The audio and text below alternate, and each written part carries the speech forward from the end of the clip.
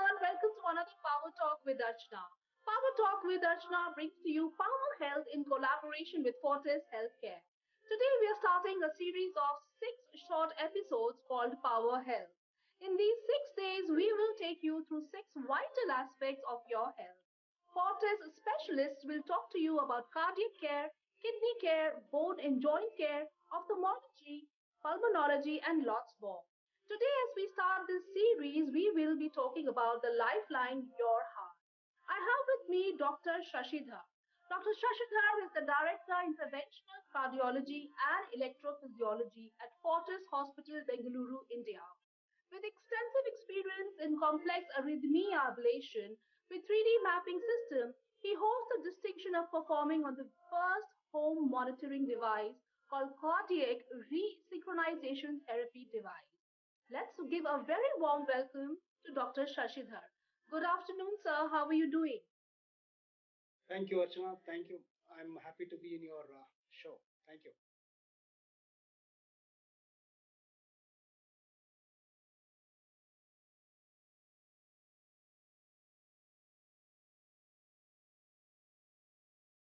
Thank you, Doctor. Absolute pleasure. Doctor, as we start this journey, please help us understand your 5 commandments to follow to have a very healthy heart, irrespective of age or gender. Yeah, that's a good question, Archana, to start with. Or lifestyle related. When I say lifestyle, it is to do with your diet, do with your exercise, stress management. These are the three important things which have a major impact on the heart health. Important things. So these things lead to your hypertension, diabetes, obesity, and these in turn put stress on the heart and lead to heart issues. So to be healthy, there is nothing like there is a magic diet. The major important thing about a diet is the consistency with which you can follow. Suppose you take an example of a keto diet, something like that. Somebody who's very motivated to lose weight, he can follow it for how long? 6 months, 1 year, 2 years. But after that, they lose interest and they'll go back to their original things. Heart health depends on the longevity. You have to be consistent in whatever you do, be it a diet, be it exercise, and other things. So, to be able to achieve that, whatever we eat in a day-to-day life, we should not change too much. Only thing we have to do is add more vegetables, more greens, and more fruits with whatever you are eating. Whatever, cut down other things like cut down your salt intake, cut down your sugar, cut down the fat like oily things, fried stuff. Nobody says don't eat any of these things. It's not a zero, but cut down, moderate. As far as exercise is concerned, we have to be active most part of our day. When we are awake, we should be active. It is not just going out, taking a walk for 30 minutes or 45 minutes, and then rest of the day sit in front of a computer or in a chair and just spend rest of the day. It is not going to work that way. Opportunities we should use. Take every opportunity to be active apart from 30 to 45 minutes of a sustained physical activity. This is what is recommended for everybody.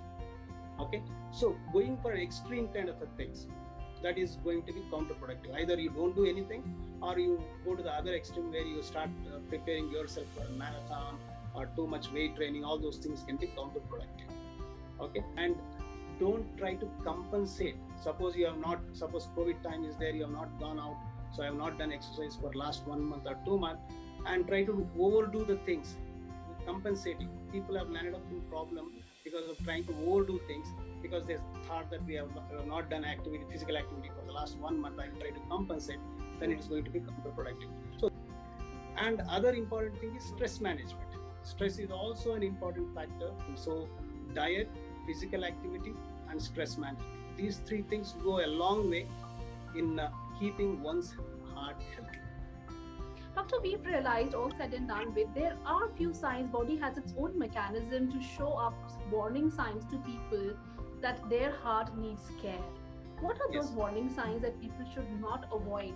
And a person is working with you, is sitting next to you, just collapses, And till that time, they say he is completely healthy, he was not had any issues. But problem is they must have had a warning signs which they pass off as a gastric symptoms, discomfort, heaviness in the chest. That definitely don't pass it off as a acidity. Definitely seek a medical advice. That is very, very important. And especially so, and don't look for a very severe symptoms, because once it is severe, you're whatever you're doing, you are doing firefighting. It is already, damage has been done, and trying to salvage whatever is possible. So it is very important to go to seek medical attention when the symptoms are still in an early stage. So that is the stage when you have to go to a doctor, seek medical advice, so that you can prevent the further damage. Not coming to the hospital at a stage where you have already have a heart attack. Another thing is they always feel the heart attack, heart pain always comes on the left side of the chest because heart is there. No, it is a misnomer. It doesn't work like that.